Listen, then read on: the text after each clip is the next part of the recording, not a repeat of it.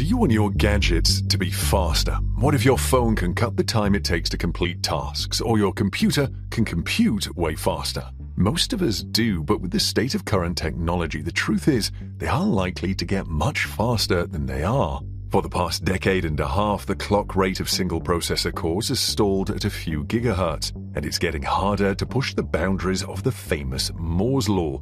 However, a new invention by IBM may change all of that. What are optical circuits, how do they work, and how will they make your devices faster? Join us as we dive into the new optical circuit that surpasses every CPU known to humans. What do your brain and a computer have in common?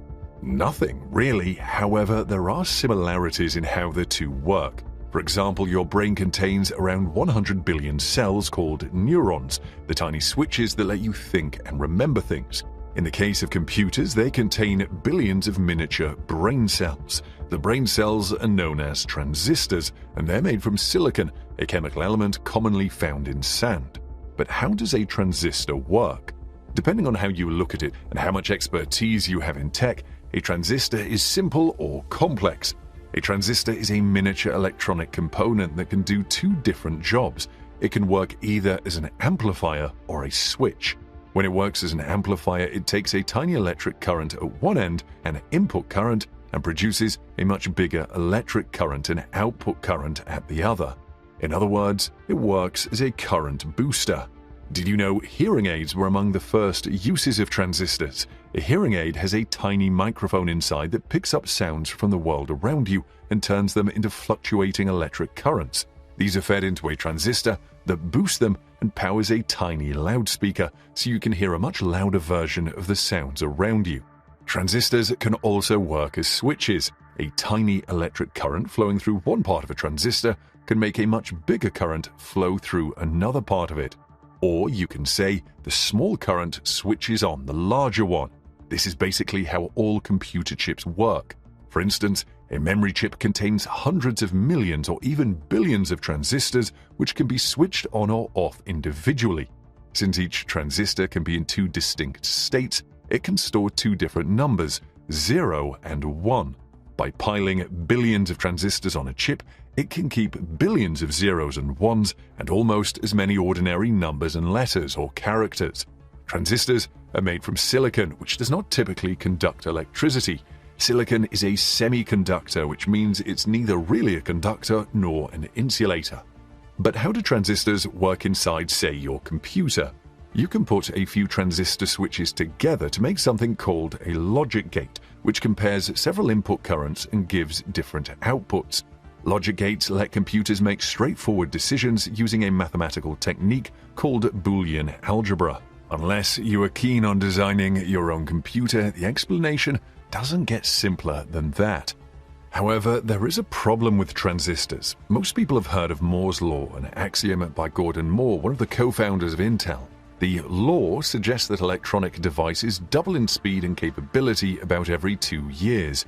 And indeed, every year tech companies come up with newer, faster, smarter, and better gadgets. However, can we keep reducing the size of transistors indefinitely? At present, companies like Intel are mass-producing transistors 14 nanometers across, or just 14 times wider than DNA molecules. That feat is thanks to silicon, which transistors are made of. Silicon's atomic size is about 0.2 nanometers. Today's transistors are about 70 silicon atoms wide, so the possibility of making them even smaller is itself shrinking. The undeniable truth is that we're getting very close to the limit of how small we can make a transistor. So how can we continue to get more performance out of our gadgets? This is where optical circuits come in. An international research team led by IBM and Skoltech has created a highly energy-efficient optical switch that could replace electronic transistors in a new generation of computers, manipulating photons rather than electrons. In addition to direct power saving, the switch requires no cooling and is fast. At 100 trillion operations per second, it's between 100 and 1,000 times faster than today's top-notch commercial transistors. Most modern electrical transistors take tens of times more energy to switch, and the ones that use single electrons to achieve comparable efficiencies are way slower. Besides performance issues, the competing power-saving electronic transistors also tend to require bulky cooling equipment, which consumes power and factors into the operating costs. The new switch conveniently works at room temperature and circumvents all these problems.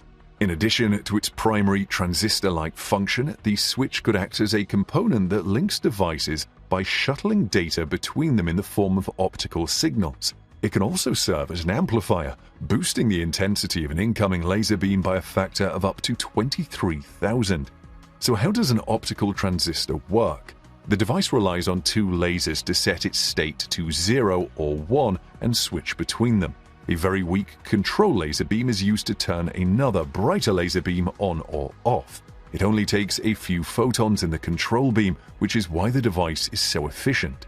The switching occurs inside a micro cavity, that is a 35 nanometer thin organic semiconducting polymer sandwiched between highly reflective inorganic structures. The microcavity is built in such a way as to keep incoming light trapped inside for as long as possible to favor its coupling with the cavity's material. When photons couple strongly to bound electron-hole pairs or excitons in the cavity's material, this gives rise to short-lived exciton polaritons, a kind of quasi-particles at the heart of the switch's operation.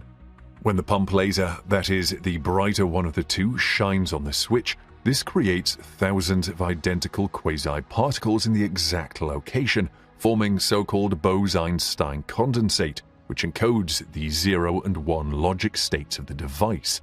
To switch between the two levels of the device, the research team used a control laser pulse, seeding the condensate shortly before the arrival of the pump laser pulse. As a result, it stimulates energy conversion from the pump laser, boosting the number of quasi-particles in the condensate. The high amount of particles in there corresponds to the 1 state of the device.